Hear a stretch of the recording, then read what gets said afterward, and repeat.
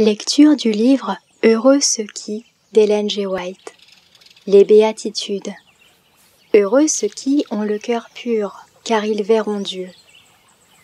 Les Juifs étaient si intransigeants au sujet de la pureté cérémonielle que leurs prescriptions en étaient insupportables.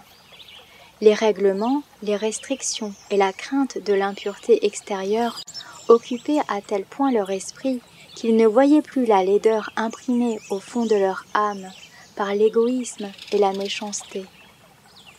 Le Sauveur ne fait pas de cette pureté cérémonielle une condition d'entrée dans le royaume des cieux, mais il montre la nécessité de posséder un cœur pur.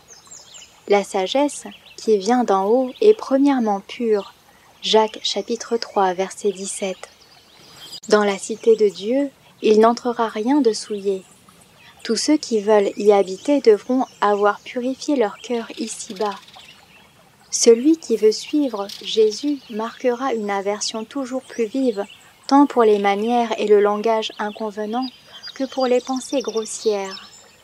Quand Jésus entre dans un cœur, il y apporte la pureté de la pensée et de la conduite. Mais les paroles de Jésus, « Heureux ceux qui ont le cœur pur », ont une signification plus profonde encore. Il ne s'agit pas simplement d'être pur dans le sens où le monde comprend habituellement la pureté, c'est-à-dire le contraire de la sensualité et de la volupté, mais de cette pureté qui implique la loyauté dans les mobiles les plus secrets de l'âme, l'humilité, le désintéressement, la candeur enfantine. Seuls ceux qui se ressemblent peuvent s'apprécier. À moins que dans votre propre vie vous ne fassiez place à l'amour désintéressé, qui est le principe même du caractère divin, vous ne pouvez connaître Dieu. Le cœur que Satan aveugle considère Dieu comme un être tyrannique et impitoyable. Il attribue au Dieu d'amour l'égoïsme de l'humanité et de Satan lui-même. Tu t'es imaginé que je te ressemblais. Psaume 50, verset 21. Ces interventions sont interprétées comme l'expression d'une nature arbitraire et vindicative. Il en est de même de la Bible, trésor des richesses de sa grâce. On ne discerne pas la gloire de ses plans, qui sont aussi élevés que le ciel et qui embrassent l'éternité. Pour la plus grande partie du genre humain, le Christ lui-même est comme un rejeton qui sort d'une terre desséchée, et l'on ne voit en lui ni beauté, ni éclat pour attirer nos regards. Ésaïe chapitre 53, verset 2.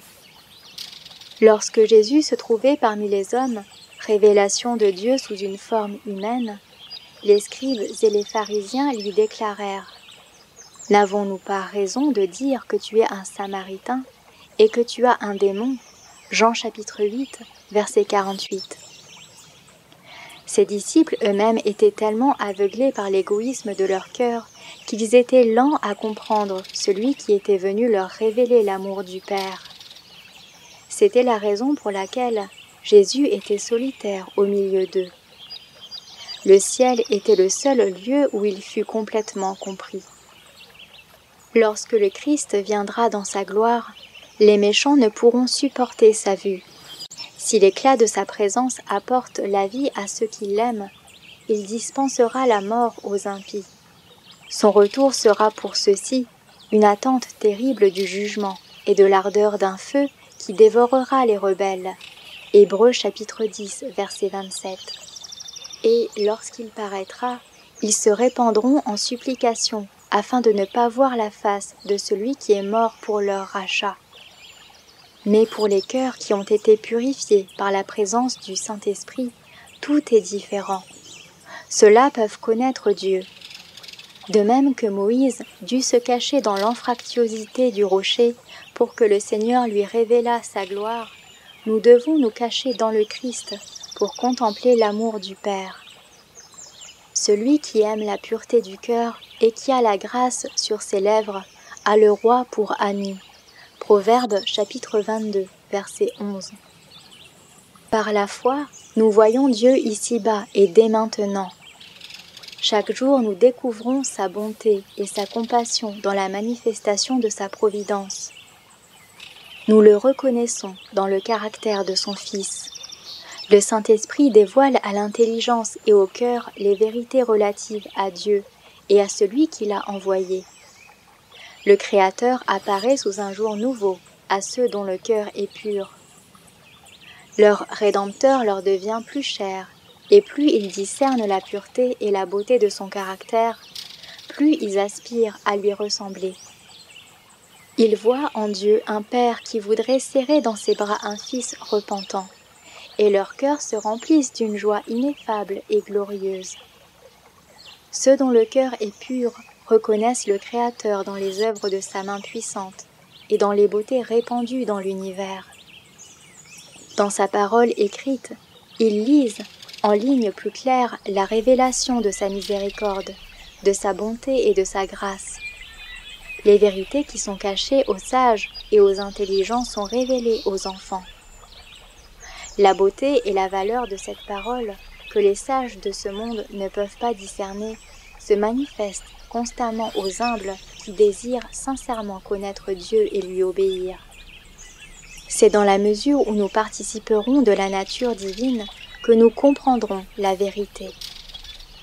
Ceux dont le cœur est pur vivent comme en la présence visible de Dieu pendant le temps qu'il leur accorde de passer sur cette terre.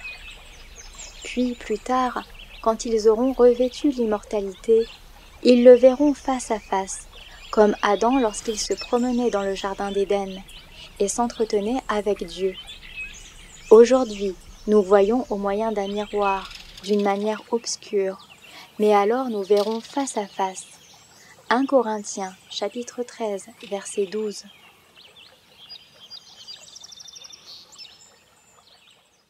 Retrouvez plus de lectures des ouvrages de l'Esprit de prophétie sur lerest.org.